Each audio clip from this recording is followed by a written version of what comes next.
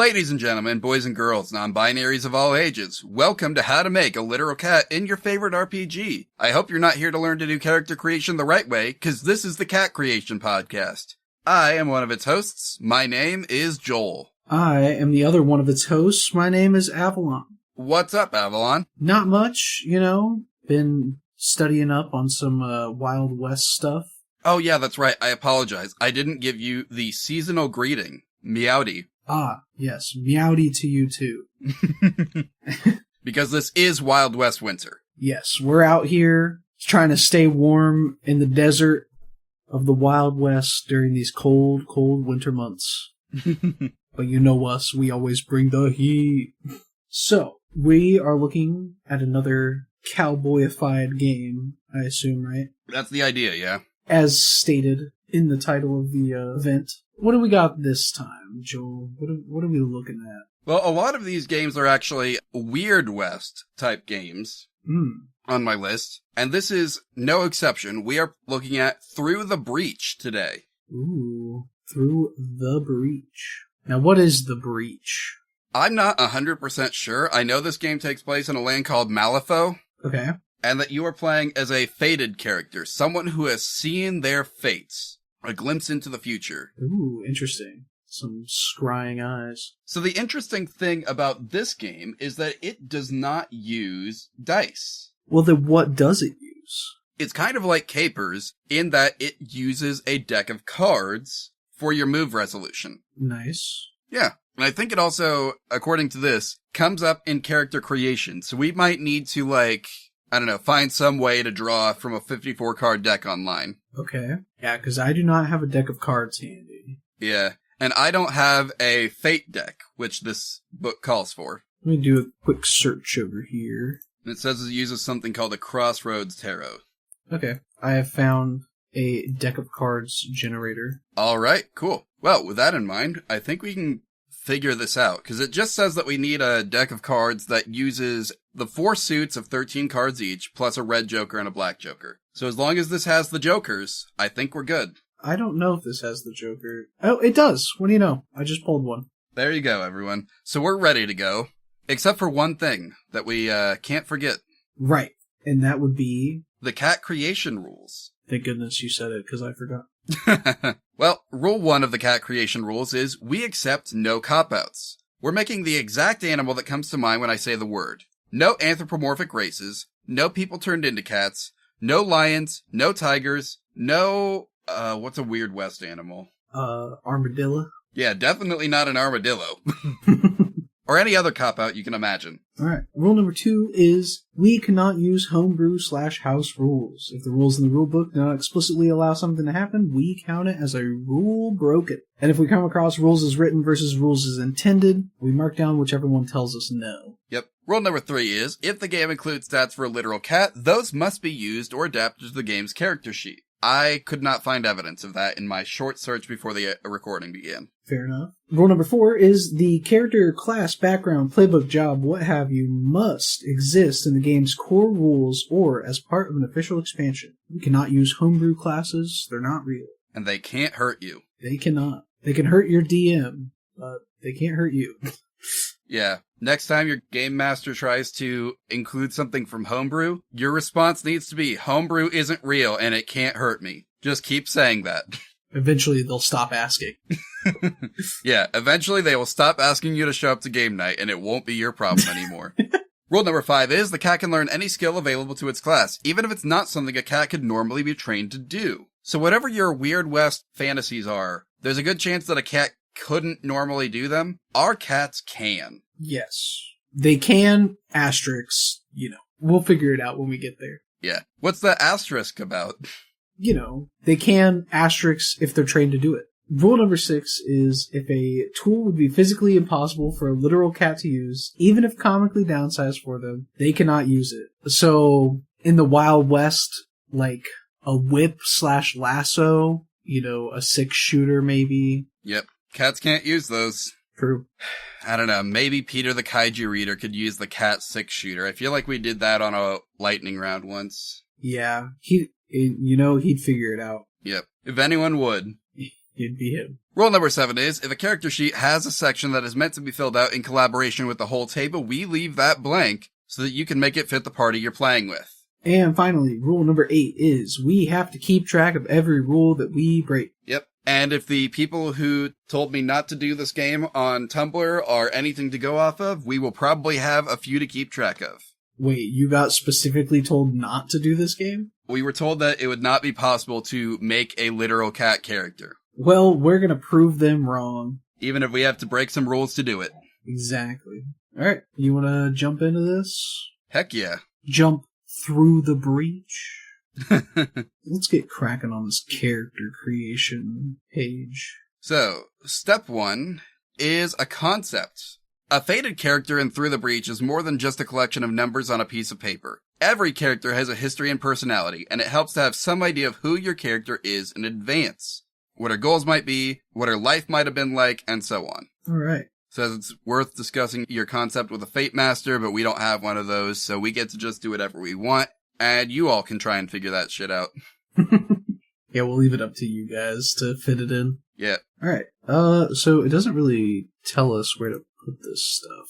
Yeah, it's kind of just like a general idea that they want us to have.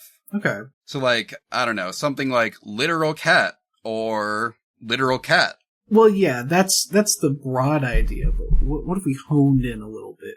What type of literal cat? Is this a fearsome go-getter, or is this a shy, timid type of cat, or is this one who just wanders, and actually wanders, unlike our last episodes? I don't know, last time we did a lone wanderer, Yeah. even if it didn't quite turn out as probably intended for the lone wanderer archetype. Yeah. But, I don't know, what were some of the other ideas we had last time that we didn't end up doing, like bounty hunter or something like that? Bounty hunter, yeah, is a good one. Town sheriff. Well, technically we did that last time too. Well, sort of.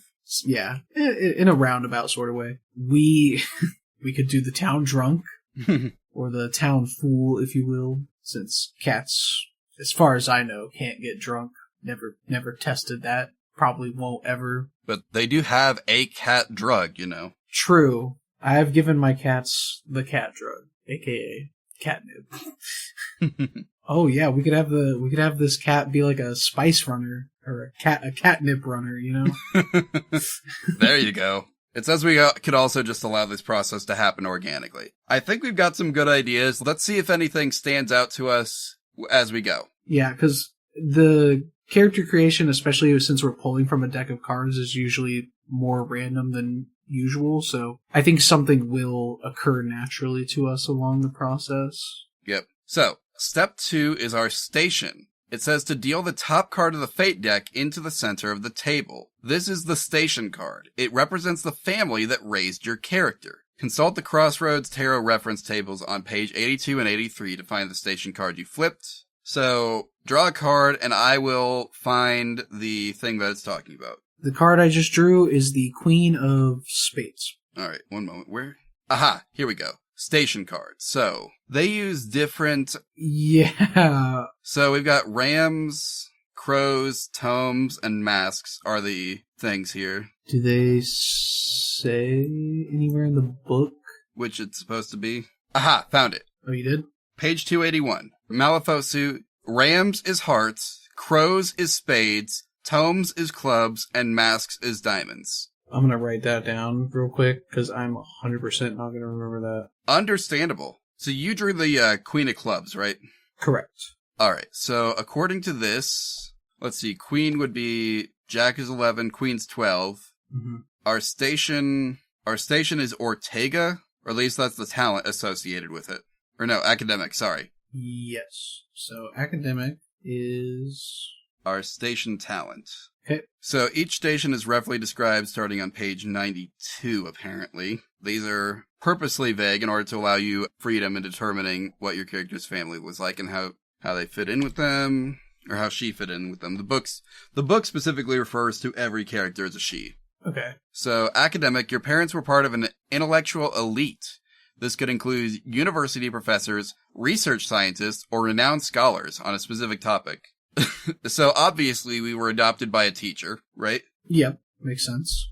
In addition, each station is linked to a specific skill that your character will gain at the end of the character creation process. And so for us, that would be, what was it, 84? Literacy. This cat can read. Oh, so what is our station title? Academic. Oh, that's, okay. The talent, wait, so our talent is literacy then? The talent is academic. That's the title of the station. And then the skill is literacy. Okay. There's nothing to do with it right now. We just need to make a note of it. Got it. All right. So step 3 is body. Deal a card off the top of the fate deck and place it to the left of the station card. This new card is the body card, which represents your character's physical form. So that's on, so you got 8 of clubs, which is again going to be it's the same one as before, right? No, last one was spades. Clubs is tomes. Wait, did I get the other one right? Last one was spades, which was crows. Wait, I got that wrong then. We're medical doctor. Oh? Yeah, I'm sorry. I was looking at the wrong section of the, if the queen was crows, then 12 of crows is medical doctor. Oh, yep, I see. Yeah, I was reading the wrong page. Which one? They got... Oh, yeah, because you did rams. Oops. Okay, so medical doctor. So not adopted by a teacher, adopted by a doctor. Nice. And that means our skill is also doctor. Sick. Heck yeah. We're going to be one healer. So now we're looking at the 8 of clubs, which is tomes. And that is -1, 0, 0, +1. The empty mind will know the lie from the judgment. So those are our stats, right? The Yes. physical stats? Yes, I believe they would be. So what did I say it was? -1, 0, 0, +1? Yeah, I'm going to double check that because I'm sure it tells us what they are up here. Which represents your physical form. Each body card has a set of 4 values listed next to its entry. Assign these values to might, grace, speed, and resilience. So yes, that's correct. Do we get to assign them to any one of those, or is it just in order? In any order you choose. So Okay. we get to pick. So, We could make this cat fast. true. But if we're a medical professional, shouldn't we have grace, maybe? Ooh, good point. Okay, let's be a graceful cat then. Okay. Grace will be our +1. And then we can put speed and resilience at 0 and might at -1. Yeah, we're a healer, not a fighter. Yeah, exactly. Make love, not war, y'all. Make medicine, not war, because we're a doctor. Ah, true. Alright. Now, if we go with the Spice Runner idea, this is going to have some interesting lore implications. Okay, well, hold on. It makes sense, though. A lot of people call for doctors, and there weren't a lot of doctors around in the Wild West, so it makes sense that this person is traveling from town to town. But what if, under the table meds that they're giving out, they're selling spice? Okay. I mean, I think it works. You know, it's like a double layer. This cat is like an onion so far. I'll take it. Okay, so a negative aspect in Through the Breach is not strictly bad. It represents a lesser capacity in that area, but everyone has a few weaknesses. Interesting enough, some talents require a negative aspect as a prerequisite. Ooh, that's cool. So yeah, your concept should develop further now here that you have a better idea of your character's physical capability. Yeah, I'd say so. Yeah, for sure. Now we do our root skills for step 4. Deal a card off the top of the fate deck and place it above your station card. This card is your root card, and it determines the skill your character learned in her childhood. Alright. You said on top? Above the station card. So we got the Ace of Clubs. Not as cool as the Ace of Spades. Nah. What? The Clubs Ace is of tomes, Spades? right? Yeah. Yeah, sorry. Let me double check my notes here. Yes, Clubs is tomes. Alright. And what page did they say this is on? 87. It's on one of them pages. The root cards. Tomes. 1, right? So 3, 3, 2, 1. Ooh, interesting. But your misfortune will not be your own. Are we supposed to be noting the fortune somewhere? I have no idea. Hopefully they tell us at some point. I feel like if we had to, they would have told us in the beginning, and if they don't tell you in the beginning, that seems like their fault. I'm sure it'll come up again. Probably. Right now, we're just kind of noting our derived statistics, right? Yes. So 3, 3, 2, 1, and these are our Intellect, charm, cunning, and tenacity. Okay. Wait, is it? I'm sorry, I'm going back up just to make sure, because the next thing on the list is mental, so I'm just making sure that these are the numbers that go there. Any of the skills presented in the book. So these are associated with the skills. So if you go to the character sheet, you will see there's a skills section. Mm-hmm. And these are the ratings, I think. Yeah, root skills. Okay. So we have to pick some skills, I guess. It says the values provided by this card can be assigned to any of the skills presented in this book. See Chapter 5. These skills should reflect your character's upbringing. What did she learn? Why did she learn it? And who taught it to her? How were her parents and family involved? So our family is doctors, right? Yes. So that's going to affect that. I'm going back up. Where's Chapter 5 start? Pursuits, skills, 168. Or 170 in the PDF. Okay. So the different types of skills are as follows: academic, close combat, crafting, expertise, magical, range combat, social, and training. Okay. So let's see. We've got a list starting on page 170 right here. Which, let's see, we got academic skills are bureaucracy, engineering, history, literacy, mathematics, and music. Ooh. Close combat skills, flexible, grappling, heavily melee, martial arts, melee, pneumatic, and pugilism. That's like fist fighting, right? Yeah. Pugilism is fist fighting. Alright. For those guys who boxed in law school, right? True. The only reason I know that is because of a perk in a video game called Pugilist. And it gives you a buff to your punches. Let's see. Next we have crafting skills. Alchemistry, art, artifacting, blacksmithing, culinary, explosives, homesteading, printing, and stitching. Stitching. Interesting. Okay. Expertise skills are doctor, which we have, forgery, gambling, Heck yeah. husbandry, lockpicking, notice, track, and wilderness. So, doctor is one that we're supposed to take because of our class, right? Yes. I will put that right here in our skill section. Alright. The associated aspect with doctor is intellect. Yep. And I don't think we can fit the description. And then our rating, it comes from that table from before, right? Yes. Let's pick all four of our skills. We get 4 skills, right? Let's pick all 4 of them, then we'll go back and assign those. Because otherwise we're going to be scrolling up and down throughout this whole book, and that's just going to be a mess. Yeah, I don't want to deal with that. Do we think this cat's also good at chemistry? Chemistry? You know, being a drug dealer? Yeah. I feel like they would have to be, right? Yeah. Wait, where's chemistry? It's a crafting skill. Oh, alchemistry. Yeah, sorry. It's also an intellect skill. Okay. Is there a difference between chemistry and alchemistry? I should probably know this. Well, I think alchemistry is a mixture of alchemy and chemistry for this game. I see. I don't know that it's a real science in real life. Hey, alchemy is a real science in real life, okay? Trust.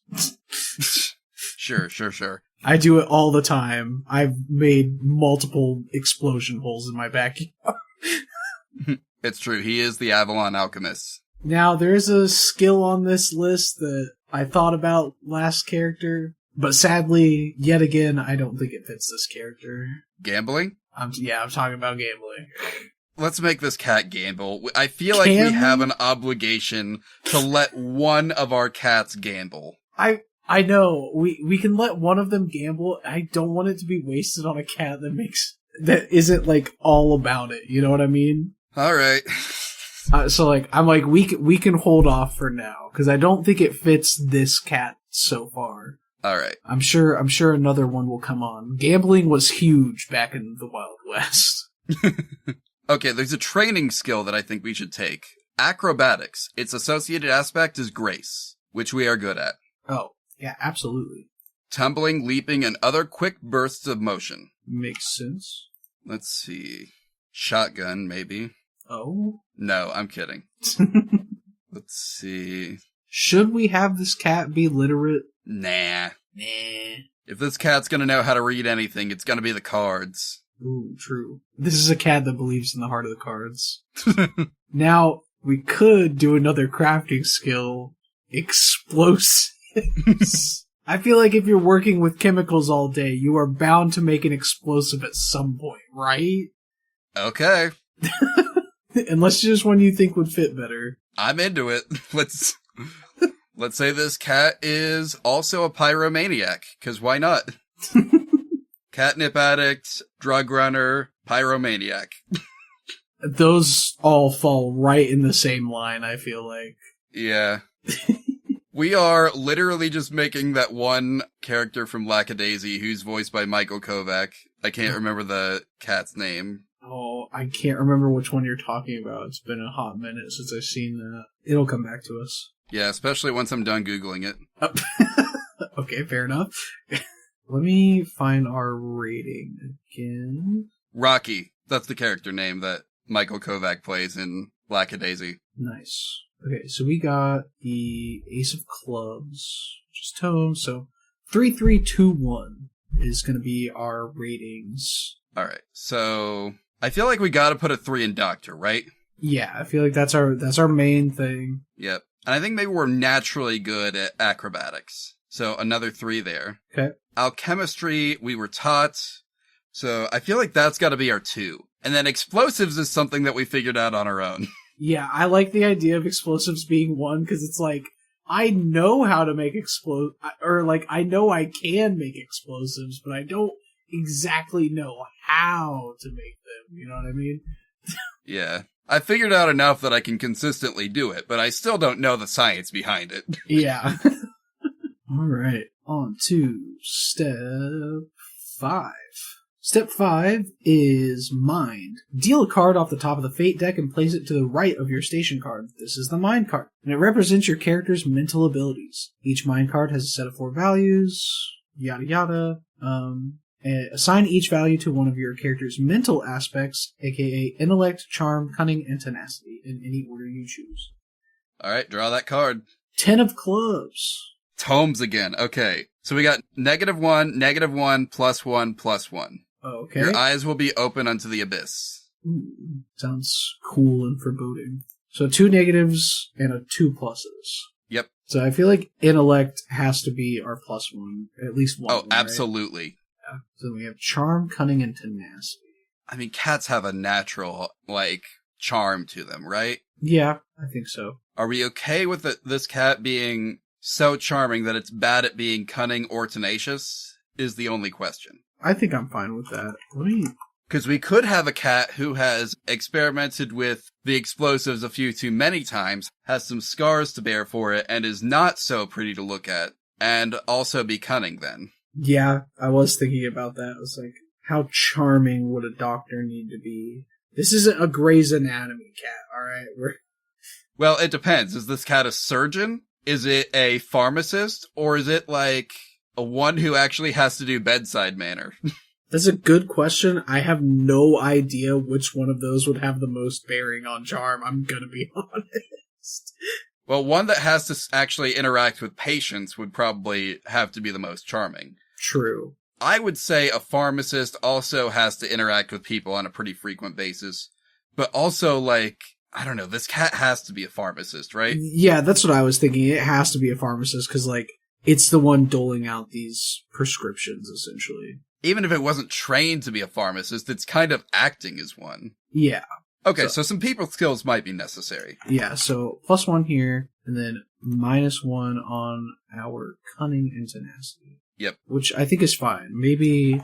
We're not clever, and we're not dedicated.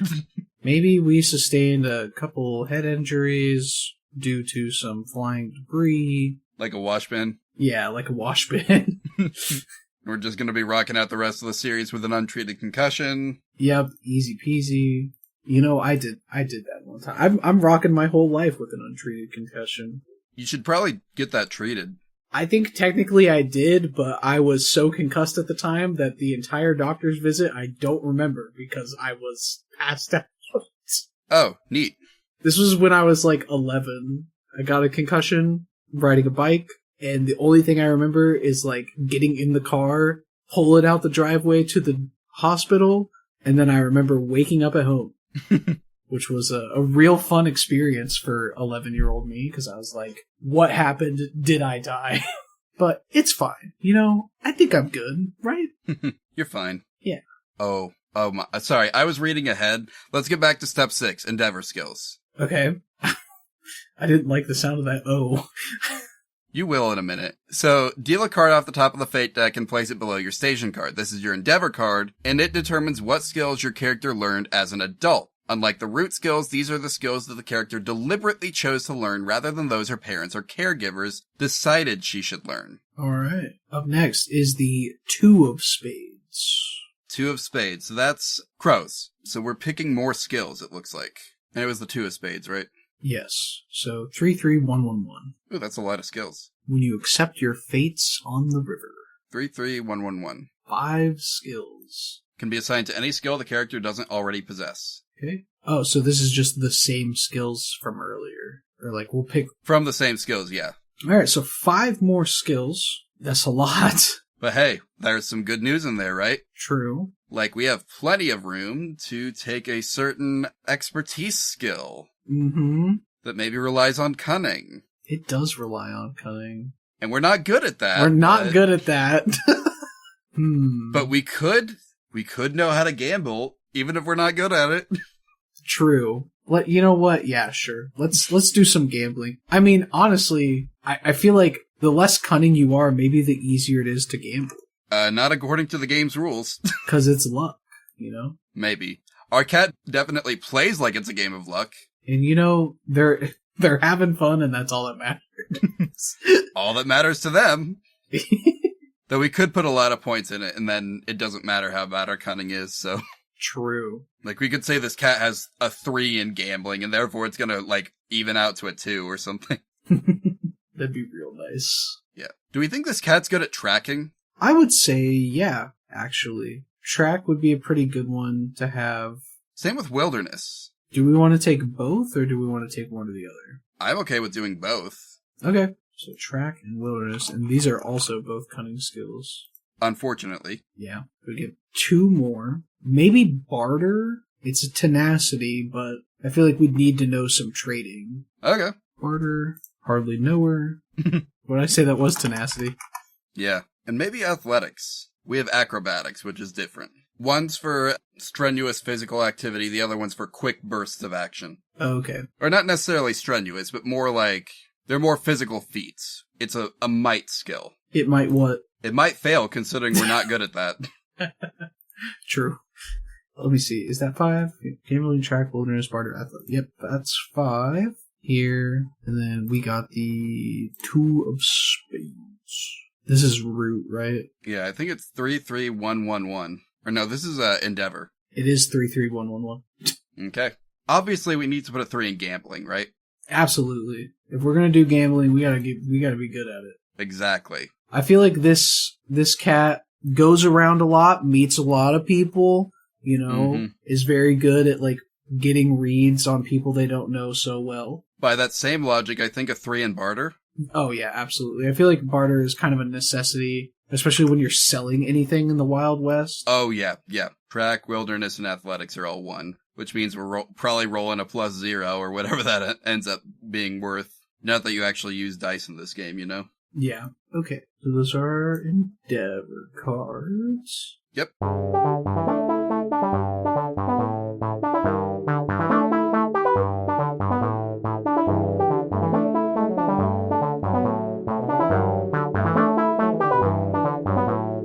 Hey guys, it's so great that you all decided to gather around and exchange gifts in celebration of the release of this episode today. We totally didn't plan for this to happen, but we're so glad that you all decided that this was a time to celebrate and be with friends and family and listen to this episode and host parties and dinners and whatnot over it. It's an incredible show of dedication. Thank you to all of our fans. It's just such an honor. Yeah. We're certain that there's no scheduling conflicts with other major celebrations or national holidays that we would possibly be forgetting about right now. You're all definitely with your family and friends at the moment because of this episode. Yeah, we bring people together, Joel. And that's what's important this time of year. Exactly. For Wild West winter. Yeah. What else could people be celebrating? I mean, it's like we're number 1 up there, right? Exactly. See, this guy gets it. Yeah, that's right. We're talking to you, Jeff, sitting next to your wife at the dinner table right now. eating a giant cinnamon roll and ham for breakfast. Sitting at the dinner table eating breakfast. Hey, some people don't have a separate table for breakfast, lunch, and dinner. You're telling me you don't just not eat breakfast? Or better yet, toast a waffle and then just eat it straight up just with your hands while leaning against the counter? Not for Christmas. I mean, sorry. It's Christmas. Never heard of it. But no, we hope you're all having a good day. We're here to interrupt the show for some notes about the show. Specifically, things you can do to interact with the show, get more involved in the community, stuff like that. Yeah. So, I'm going to go ahead and throw this out there at the beginning because we have forgotten to do it for the past few episodes. We have a Discord server for Badger Trove. This is a shared Discord server that Avalon and I have, where we talk about our podcasts, our streams, other stuff too. Yes. Any future projects will also have a spot here as well. Yeah. But it is open to the public, so you guys can all join in. We've got a general chat for everybody. We've got some cool little channels, posting cat pics, different stuff about the show, game recommendations. People have thrown a couple into the channels over here. Yeah. And also, it is one of our Patreon perks that you get into the VIP chat room for the server as well, if you're a patron. Mm-hmm. VIP, very important patrons.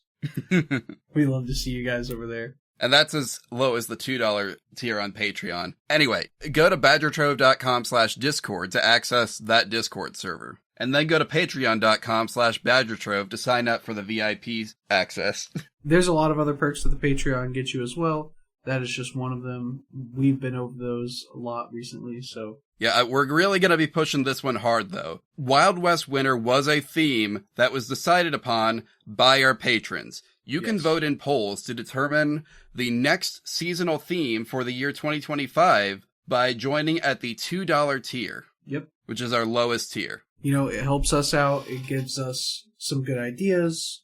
Helps us decide what the people want, because it is the people deciding. Yeah. And who doesn't love democracy? One other thing I'll say about the Patreon, you don't have to, subscribe to the paid tiers in order to reap benefits of following it. Especially now, we've been keeping all of our character sheets in a Dropbox folder, which you can access by going to bit.ly/literalcatpod. But we have, over the course of the past 2.5 years, used up over half of the storage to that. So assuming the show is going to go on for more than 5 years, I have started migrating the character sheets over to the Patreon as well. So they will all have their own posts, they'll be sorted, etc. But those will be available to the general public as well, as they always have been and always will be. Heck yeah. And if you want to find out more about the show and other regards, you can go to badgertrove.com/literalcatpod to find out more information, or follow us on basically any social media platform at literalcatpod. Yeah, go check us out around the web. We're hanging out in different spots, Yep. Like I feel like most people tend to do these days. Now, for more serious stuff, show inquiries, recommendations, all that, we also have an email that I don't think we've mentioned in a while either. But you can email us for a plethora of different reasons at literalcatpod@gmail.com. This is where you can submit challenge ideas, cat pictures, inquire about guest spots, really a lot of things. All literalcatpod@gmail.com. And I think the only other big thing we got to mention about the show this week is that you need to rate and review us if you haven't already. It's now mandatory. Yes. On this day of hanging around the people that you love and giving them gifts that you think they'll love, give the algorithm the gift of showing this to other people. I couldn't think of a good way to word that. Give us the gift of a 5-star rating. Yes, give us the gift of a 5-star rating. It would be greatly appreciated. And that way, the algorithm will then share this gift of a podcast with other people. It'll be like, hey, people like this. You should go check it out too. Exactly. Anyway, I think that's everything we needed to talk about for the show. I was mostly joking about the requirement to rate and review, by the way, but we would appreciate it. Anyway, Avalon, what have you been up to lately? What have I been up to? Boy, let me tell you. Not much, actually. Oh, okay. I'm doing some things offline, working on some art projects that I want to get through. I will probably end up posting on my social medias, which you can follow me on a plethora of social media sites, notably Blue Sky, Tumblr, Twitter, Twitch, and TikTok, all at Avalon Alchemist.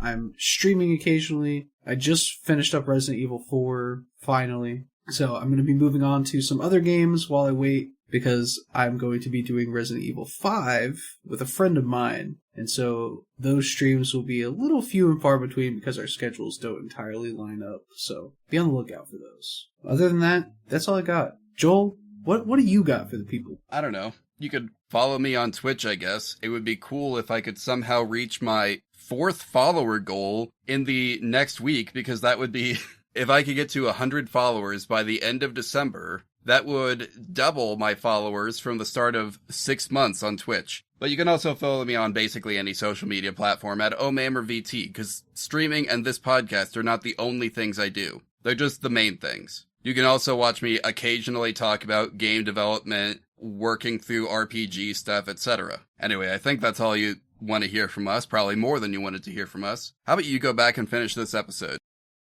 Now we choose our station skills. Look back at the station you generated for your character and the skill with which it is associated. If your character has no ranks in the associated skill, she gains 1 rank in it. So we already have that skill.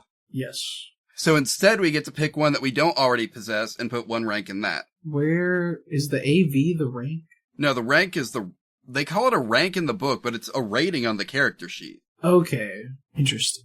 I think the AV, I'm not sure about this. I'll have to look it up, maybe after recording, or if it's important, then it'll come up, of course. But I think the AV is the aspect value. So whatever value is associated with might, or don't quote me on that, but I could see that being the case. So, if your character has no ranks in the associated skill, she gains 1 rank in it. If she already has 1 or more ranks in the skill, she instead gains 1 rank in another skill of her choice that she does not already possess. Oh, acting value. So we get to pick another skill and just put a 1 next to it? Yep. AV stands for acting value. It's the sum total of ranks in the skill, plus the value of whichever physical or mental aspect is tied to the skill. So it's the end result. It's a derived statistic. We'll get to that in a bit. Okay. I'm looking for another, it's something we're good at. I know, I was looking at Grace skills, but most of them are guns, and then there's lockpicking. Is there a charm skill that we'd be potentially able to use? Husbandry. Caring for livestock and riding/driving transport animals, since we're transporting and cats got little legs. Yeah, I don't know about that one. What about music? The ability to compose and play music? A musical cat. I'm down for that. They can play the harmonica or something. Harmonica cat! One of my favorite TikToks is a cat, heavy air quotes, playing a harmonica, and the caption is me after I made fun of the local wizard. And he's sent me to my days of being a harmonica cat. Which apparently can happen. There is magic in Through the Breach. There is. And this is what skill was it again? Charm? Charm. Yeah. So I don't know how this cat can play the harmonica. Maybe someone has to put it on as a harness thing, or around its neck or something, and then it can play. Yeah, they do have the harmonica harnesses for one-man bands and stuff. Mm-hmm. I think easily a cat. You could strap that to a cat, and cats got lungs. They can play the harmonica. Heck yeah. Now on to step 8, which is modify. Okay. This is where we get our derived statistics, I think. Oh boy, I love derivatives. Just kidding. I hate it. Later on. That might be later on. Nope, that's way later on. Never mind. We're doing something else. Okay, in this step, you can adjust your character to better fit your developing concept. You have 2 points you can use in this step to help your character be what she needs to be. Each point can be spent in one of 2 ways. Increase one of your aspects by +1. You cannot increase one above +3. Gain 2 ranks in a skill you do not already possess. Okay. So we can get more skills, or we can boost one of our aspects. Potentially 2. Yeah. Cunning has become kind of important. Do you want to change that to a 0? Yeah, I was about to say, I think we might need to bump cunning up at least by 1. So 0 total. And then, is there another skill we want to bump up by 1? I mean, we're allowed to have skills be at up to 3, so we could boost our intellect, considering that's our next most important stat. True. I'm down for that. You want to do that? Yeah, this cat's a genius. Gosh, this cat is so smart. I mean, genuinely though, if I saw a cat, even just playing a harmonica, I would be like, that cat is Mozart. Is that it for that step? Alright, cool. Step 9 is divining fate. Now that your character's aspects and skills have been determined, it's time to read her destiny. Each card in the Crossroads Tarot has a corresponding phrase, and those phrases combine to create the character's destiny. Reading the character's destiny is a matter of reading the phrase associated with each tarot card. It did come back, Joel. Okay, so we start with the Endeavor card and work our way backwards, moving to Mind, Root, Body, and then Station is the final card of the destiny. Okay. And this goes under... I don't know. Oh, hey, what do you know? Endeavor Destiny. Mind Destiny card. Oh, there is a space for it. There is a space for it. And I just didn't see it. That's fine. So, starting with our Endeavor, which was the one on the bottom, right? I believe so, yeah. 2 of spades. 2 of crows. When you accept your fates on the river. Down, down, down by the river. Name that game, Joel. I can't. I have no idea what that is about. What? I may have even played it, and I don't know what you're talking about. It's Baldur's Gate 3. Definitely have not played that. You haven't? No, I'll get to it eventually, okay? Listen, I ain't even gonna lie. I played it. I have not fucking beat that game. It is so long. I'll get around to beating it, but it is good. Look, I'm still working my way through Dragon Age Inquisition, and I haven't even started Veilguard yet. Yeah, and that came out almost a month ago at this point, as of recording. Yeah. Alright, Mind Destiny. What's the card for Mind?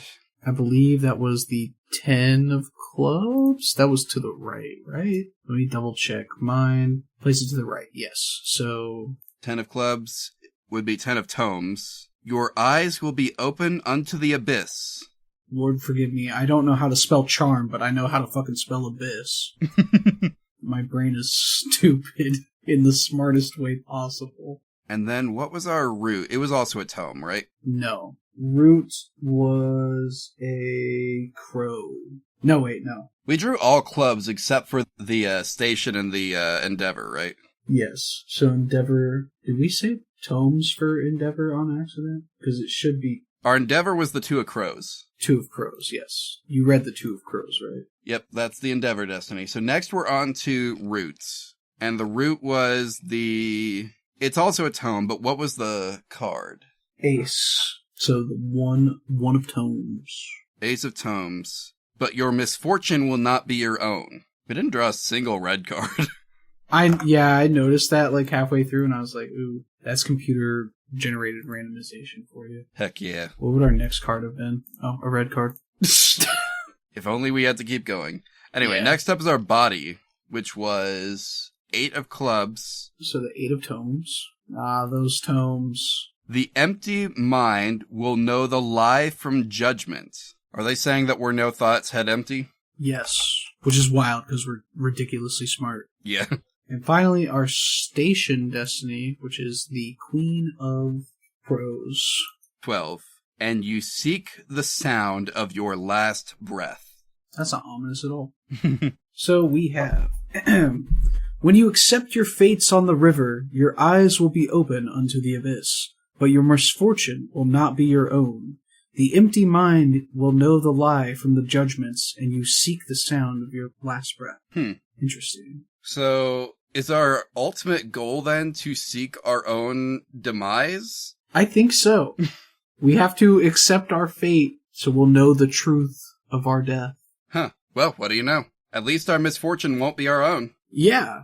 It'll be somebody else's. Oh my god, we're gonna accidentally blow ourselves and somebody else up! No! Alright, I'm sure the game has some deep meaning behind all this that the game master has to figure out or something. Mm-hmm. Anyway, so we've defined our fate.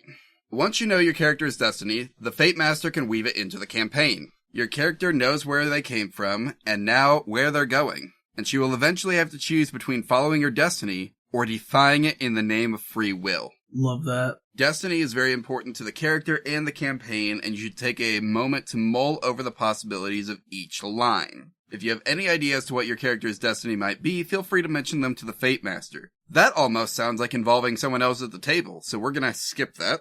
Yeah. Y'all can decide what that means yourself. Yeah, y'all figure that out. Do some introspection. Yeah. I do love the idea in media about, like, defying your fate. Literally, one of my favorite lines of all time is, "Destiny is a book you write yourself." And that line comes from the Dragon Prince.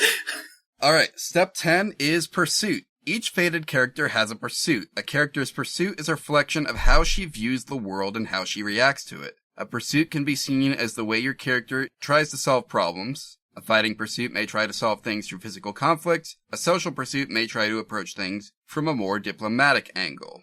Aha, we have basic pursuits at a glance down below. Nice. The list of basic pursuits can be found below. When you choose your character's first pursuit, you'll gain that pursuit's starting bonus. You are encouraged to choose a pursuit from this book, but with your Fate Master's permission, you may choose a pursuit from one of the other Through the Breach expansion books instead. Okay, we're not looking at expansions right now. We don't have those. There were a lot of them. So we have academic, mercenary, criminal, overseer, performer, dabbler, drudge, pioneer, grave robber, scrapper, guard, tinkerer, gunfighter, or wastrel. Wastrels are gamblers who are capable of gambling with their own fates. Now that's a maybe. That is a maybe. Although cats have a natural affinity for crime, and we've already established ourselves as maybe an illicit drug dealer, so... True. So criminal definitely could work. Criminals are experts at getting what they want. Sometimes even legally. Pioneer could also be good. Hardy adventurers who can survive and prosper in any environment. I feel like either criminal or pioneer would fit with the skills we have, but criminal is more fitting for the background we've kind of imagined. Yeah, I think criminal probably is just our best bet here. Yep. And this is our... basic pursuits. Pursuing being a criminal, eh? Yeah, we have a natural affinity for it, so we may as well seek it out, you know? True. Where do we find the starting bonuses, though? It says you choose your character's first pursuit, you'll gain that pursuit's starting bonus. And then it doesn't tell us what that is. Yeah. Maybe, I wonder if it's down under all of these card pulls. Pursuits. Basic pursuits. Criminal. Here we go. Starting. A criminal begins the game with a non-magical skill toolkit. Whether because of greed, envy, rage, laziness, or sheer desperation, there will always be some people who knowingly and willingly engage in criminal behavior. Some are forced into this position by outstanding debts or loved ones that require food or medicine, but others simply enjoy the thrill of breaking the law. That's us. Yep. I was going to go with the medicine thing, but yeah, we could also have the thrill of breaking the law. Like, we don't have anyone who requires food or medicine. We can make medicine. That's not a problem for us. True. We just enjoy the thrill of breaking the law. Also, whoa, there's so much stuff here. Mm-hmm. So, we start at advancement level 0, right? So that means we get improvise for our talent, which goes down on page 2. Yep. Improvise. Some people just need to be stabbed in the neck. That's easy enough most of the time, but every once in a while, a criminal will find herself in a situation, tossed in a guild prison, eating dinner at a fancy restaurant, attending the ex-fiance's wedding reception, where carrying a weapon is likely to draw more attention than she wants. Fortunately, there are plenty of small objects in the world that are just waiting to become crude knives. This character may discard a card to create a shiv. Nice. The shiv lasts indefinitely until it's used, at which point it breaks at the end of the dramatic time. The shiv has the following stats. Range of 1 and a damage of 1, 2, or 4. Let's see. So the special is that it's concealable or thrown. If the target is engaged with at least one other friendly character, the weapon deals an extra point of damage. It acquires the status of in the neck. After damaging, the target contains the bleeding out condition. Now, there are 2 crow markers next to that, so that, I don't know, that might have something to do with it. Yeah. Like, I don't know, maybe that's like something about drawing a crow card makes it a critical hit. I have not read the, actual gameplay rules of this game, if that's not obvious. I'm just gonna make a note here for the players. The rest of the stats are on page 105. Understandable. Because it's a lot to put down. It is a lot. So that is our talent. Yep. We also begin with a non-magical skill toolkit. which I don't know what that means. Well, let's keep reading. Maybe that'll... Is there... Let me check at the beginning of the book and see if there's... So, it just said non-magical toolkit. So I think that just means we get one of the skill toolkits that is not the magical one. Yes. So we have academic, crafting, expertise, social, or trading. Well, we want the crafting one, right? Yeah, I think so. Wait, no. These kits tend to be far from mobile, though characters might be able to move them from place to place with a few orders and a couple days of hard work. Obviously. Any toolkit is going to be that way if you consider that the character is a literal cat. That is true. It's like, it's an ordeal to move our stuff, but like, I don't know, we could get it onto a train, probably. Yeah. Also, it is the only one that makes sense. The rest of them don't really track. Yeah. Anyway, we're on to step 11, which is derived aspects. You can now calculate your character's derived aspects from a combination of her aspects and skills. The derived aspects are defense, willpower, wounds, walk, charge, height, and characteristics. Remember, in Through the Breach, these don't increase very often. Defense is equal to 2 plus the character's evade, skill, or speed aspect, whichever is higher. I don't think we took evade, so... Yeah, no. It's just 2 plus 0, which is 1. Or 2. 2. I know how to do math. Joel, are you good over there? I can do math. I believe it. Willpower is equal to 2 plus the character's centering skill or tenacity aspect, whichever is higher. Again, I don't think we took centering. Nope. So that's a -1. We have a willpower of 1. Cool. Not very willful. No. Initiative is equal to character's speed aspect plus her ranks in the notice skill. So -1, I think.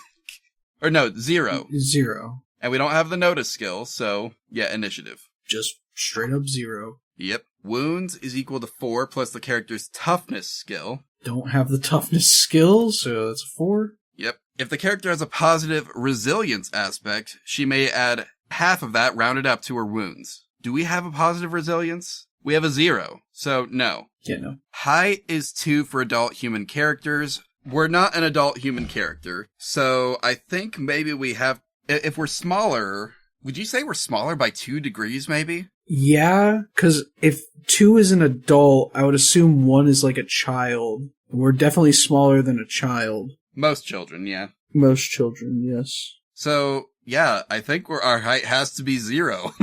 Dang. We skipped over walk and charge, by the way. Oh, whoops. Walk is equal to 4 plus half the character's speed, rounded in favor of the character. So 4 plus 0. Yeah, half of 0 is still 0, so that's a 4. And charge is equal to 4 plus the character's speed aspect. If this generates a number below the walk aspect, it is the same as the walk aspect. But for us, it's both 4, because our speed is 0. Mm-hmm. Yeah, that was charge. So we did height. Characteristics define the type of creature a character is. Fated characters created with the Crossroads Tarot have the living and fated characteristics. So that's us. Did we do the Crossroads? Yeah, we had to adapt the Crossroads Tarot to the regular bridge deck. Oh, right. So our characteristics are still probably the same as everyone else's, living and fated. Alright. Maybe we'll get more as we go, you know? I hope so. That'd be cool. Yeah. Step 12 is talent. Your character gains 1 general talent. It is recommended that characters choose a talent from this book in Chapter 6, but we can look at other expansions as well, except we can't because I didn't buy those. Though some of those do look fun. They're just not like the same like general Weird West setting. Well, they are, but they've got like different focuses, you know? Yeah. And like each of them also kind of works as its own game because they all have unique character sheets as well. Ooh, interesting. Yeah, so we are on to, it's at Chapter 6, right? Which is page 2, what is it? 214 or 216 in the PDF. Let's see, we've got advanced training, armor training, back to the wall. Oh, these have requirements. Yes, and there are a ton of them. All right. Keep that character sheet on hand. We're going to need to see what we got. Yeah. Better part of Valor is one we could do, I think. We got a -1 in tenacity, right? Yes. When the going gets tough, it's probably better that this character goes the other way. This character's charge aspect becomes dash, rendering her unable to take a charge action, but she gains +2 to her walk aspect. So we can kind of quickly walk away. Yeah, if things get a little hairy. Let's see. Blissful Ignorance. We don't have negative cunning anymore, do we? Nope, we have a 0. Call shot. Requirement faded. Oh, that requires a gun. We don't have that. Okay, we could do flick of the wrist. This character is precise with her weapon. Okay. Well, when making a melee or pugilism attack, this character may substitute grace for might when calculating her acting value. That actually could be really good for us if we ever get into a fight, because our grace is +1 and our might is -1. But we didn't take pugilism. Oh. Well, we have our shiv, which counts as a melee attack, right? Oh, true. So if we make a shiv, and we also might get another weapon when we get to the equipment section. Yeah, true. So we can do that, or we can keep looking. Let's keep looking. Oh, I've got one for you. Polyglot. This character has a natural knack for languages. This cat might actually just be able to speak. Ooh. Yeah, and it only requires intellect 1 or higher. We got +2.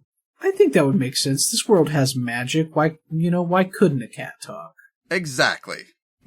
When this character gains this talent, she chooses 2 languages that she does not already speak and learns how to speak them. When conversing with another character in their native, non-English language, this character gains a positive card to her barter and bewitch skills. That's actually huge.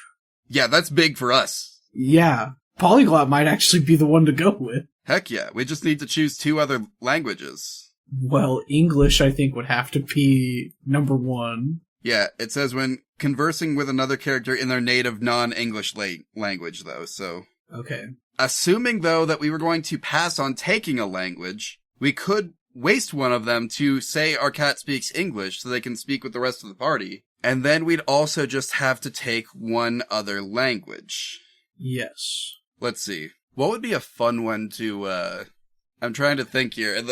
Because, actual Wild West culture, a lot of the way... I don't know about actual Wild West culture, but, the way it's portrayed in the old, Western movies with, freaking John Wayne and Clint Eastwood and all them is, it's heavily influenced by, the existence of Spanish-speaking people, right? Yes. We could do Spanish, we could do Native American. French. Ooh, French, yeah. Because if this is supposed to be Weird West... Nobody's weirder than the French. No. What I was going to say is that the French actually owned a lot of the West before we bought it off of them. No, yeah. But your thing works too. Yeah. All right. I think, English and French, I think, are 2 good ones. It does kind of suck that we have to take English as one of them since we're a cat. We only speak cat. Cat, yeah. But yeah. Maybe that means, though, that, if we naturally speak cat, that we get a bonus to bartering with cats. True. Just based on the logic of the move. Because it doesn't say that when we converse with someone in a language that isn't our native language, it's when we converse with someone in their native non-English language. Yeah, I think it'd work. That feels like it'd be something that's up to the Fate Master's discretion, though. So that's something our listeners will have to figure out in their own games. Yeah. For us, though, if it was me, I'd say that, yes, cat would be our native language. Yeah. Speaking to people in their native language would work. Yeah. Because they'd be like, oh my god, this cat can speak English? That's insane. Yeah. So then we're on to step 13, which is equipment. Oh boy. Let's see. Your character starts the game with 10 guild script, and she can use this money to purchase equipment from Chapter 7. If your character purchases a ranged weapon, she also gains enough ammunition for 5 full reloads or 10 rounds, whichever is greater. Your character may also receive some starting equipment based on her chosen pursuit. So we, as a criminal, got the, the crafting toolkit, right? Yes. We don't have a grimoire, which is fine. That's just the way the cards shook out, you know? Yeah. In addition to this, your character has a few things that are not listed, such as a place to live, some food, and a few changes of clothing. We don't need the changes of clothing. Yeah, no. Not necessary. But the place to live, that's good. We have somewhere to set up our crafting toolkit. Yes. So we need to go to chapter 7, which is 220, where is it, 224? Yes. Or, if you're using the PDF, it's 226. Okay, so let's see. We have flexible weapons, heavy melee weapons, regular melee weapons, pneumatic weapons, pugilism/martial arts weapons. Oh my god. Oh, fighting claws, obviously. Fighting Claws would be very good, yeah. I also like Knuckle Duster, just the name Knuckle Duster. But, like, we naturally have Fighting Claws, you know? Yeah. It only costs 8 script. We'd have 2 left over. True. Pneumatic replacements. Ooh, partial limbs. Oh, wait, this might be the way to go. I don't think we can afford any. Oh, that's unfortunate.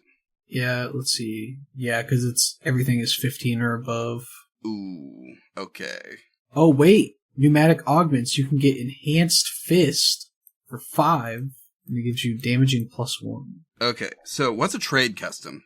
This modification enhances a pneumatic replacement by incorporating a skill toolkit into its design. The incorporated tools can either be internalized within the prosthetic or attached to its exterior, usually in a manner that allows them to fold back against the limb proper to keep them from breaking off when not in use. Ooh, interesting. So we'd need a pneumatic replacement. If you wanted to make, like, you know, your steampunk Weird West cat have build its crafting toolkit into its body, then all you'd have to do is get the replacements, which cost a lot of money. I don't know, get like a advanced partial limb for 30 script. Yep. And then all you'd have to do is pay 1 extra or 2 extra script to... So you could get like Doc Ock arms or something. That might be the way to go, honestly. True. Actually, those might be full limbs, so that would be 50 script, but still. So we could save our script, or if you want to go with the Fighting Claws, we can. You know, I'm going to recommend a little rule break here. Okay. I think our body comes with Fighting Claws. Okay. I would agree, actually. So we're going to ignore the cost. Okay, I know we have a thing for attacks. Do we have a thing for weapons? There's a weapon section up above for attacks. Oh, is it just names? Yeah, I think it's just the name. And then the special would be like, you know, where that Shiv had the special thing that made you acquire the bleeding status. I don't think this one... Oh, this one does have a special. It's called Fist Load. Fighting Claw, based upon the natural claws of the beast, these weapons consist of leather or metal gloves with attached metal blades. They can either be used as slashing weapons or in combination with unarmed attacks. No, it doesn't say. Range is 1. Yeah, we gotta get intimate for this one. Damage is 1 through 4. Skill is 2. Is that AV? I'm not... Okay, so the AV, I think I found it earlier. It was like action value or something like that. Yeah. And it is basically the rating of the skill plus the aspect rating. The rating of the skill plus the aspect rating. Yeah, so like, this weapon has a skill of 2, right? So yes. The thing that would be associated with pugilism would probably be might. So for us, that would be a -1. So our AV would be -1. Unless we took the pugilism skill, in which case it would be whatever the AV of pugilism is, plus the skill of this. Wait, so... But we don't have this skill, so... Yeah, but this skill is 2, and our might is only -1, so wouldn't our AV just be 1? Yeah, for now, it's 1. Okay. If someone were to take the pugilism skill, though, then it would be based on whatever the AV of pugilism is, I believe. Yeah, that makes sense. Alright, so that's a rule break. We still have our 10. I don't think we're going to use them. Yeah, I was about to say, I don't think there's anything on this list that really fits our character. Nope. If we could take one of the partial limbs at least, then... But no, we can't afford that, so... We either break another rule and take gear that we can't afford, or we just leave that up to the player, which we usually don't break rules regarding, like, equipment costs. We don't give ourselves more equipment than we're supposed to. Usually we're trying to get rid of equipment. Yeah. Alright. So I think that means we're on to step 14, which I believe is the last step. The twist deck. Your character has a twist deck, which is an individual deck of cards that she will use to change the whims of fate. Each fated character has their own twist deck. It is made up of 13 cards of various suits. Each of the 4 suits of Malifaux must be represented. Rams, crows, tomes, and masks. So there's 13 cards in a suit, right? There's Ace, 2 through 10, then Jack, which would be 11 in this case, Queen, which would be 12, and King, which would be 13. So, whichever our defining suit is going to have 1, which is Ace, 5, 9, and 13. Our ascendant suit will be 4, 8, and 12. Our center suit is 3, 7, and 11. And our descendant suit is 2, 6, and 10. So if we say, like, we took a lot of tome cards when we were defining our character. So if we say that is our defining suit, then we'd have the 1, 5, 9, and 13 of tomes. Yep. Just as an example. I think we should do that, though. I think, assuming that actually comes into play, then I think that is the thing to do. So tomes is defining. Okay. And then what was the next one we got? It was crows, right? Yeah. Probably our ascendant suit. Yeah. And then masks and rams. We didn't use either of those in character creation, so... Yeah. I don't have any strong feelings about them. I don't either. Well, Rams comes first on the list, so let's say it's our center suit. Hold on, I'm reading through these real quick. No, yeah, I think that makes sense. So, center is Rams, and what's the name of the last one? Descendant. Yeah, that's the end. We just have to come up with a name. Yeah, I was about to say, we're not fully done. What is this character's name? Well, the book really wanted it to be a girl, so... I think we could do a girl cat. I feel like we haven't done... Yeah, it's placeholder text. Okay. My favorite child, sample text. This is one of my 2.5 beautiful kids. You can guess which they are. They're the 0.5. What's a good Wild West name for a lady cat? Cassidy. Cassidy? Yeah. You know, like Butch Cassidy, except if you do Cassidy as a first name, then it's a girl's name. Yep. Cassidy the Butcher. No. No, Cassidy the Pharmacist. The Pharmacist. If you got on our bad side, Cassidy the Pharmacist. I'm not writing that down. Okay. You don't have to write that down. They'll know. They'll know. Alright, yeah, Cassidy. And yeah, that's it. That is a character. Alright. There you go, everyone. We broke 2 rules making her. Mm-hmm. Well, that was certainly an episode. That was certainly an episode. I enjoyed this. This really was a Wild West winter. Well, it's not over yet, Joel. We still got a few more episodes to go. Yeah, we got 4 episodes left of Wild West winter. Loving this so far. Yeah, it's fun. It's fun doing a theme. It is. Alright, so nothing left to go over except for the cat pun. Well, that's all you. I know. I gotta admit, I'm trying, okay? I'm trying to think of Wild West related ones. It's a little harder than you'd think. Alright. What trusty weapon would a cat cowboy need to have in their holster? Ooh. So I'm thinking like a bullwhip or a six shooter, right? But I can't think of how to turn that into a cat pun. You are so close. You ready for the answer? Yeah. A 9 shooter. Gotta take care of all those lives. Oh, yeah. Well, what? Yeah, okay. Take down 1 opponent, you need all 9 chambers. True. Depending on how many scuffles they've been in. True. Well, thank you all for listening, everyone. See you in January for more Wild West Winter.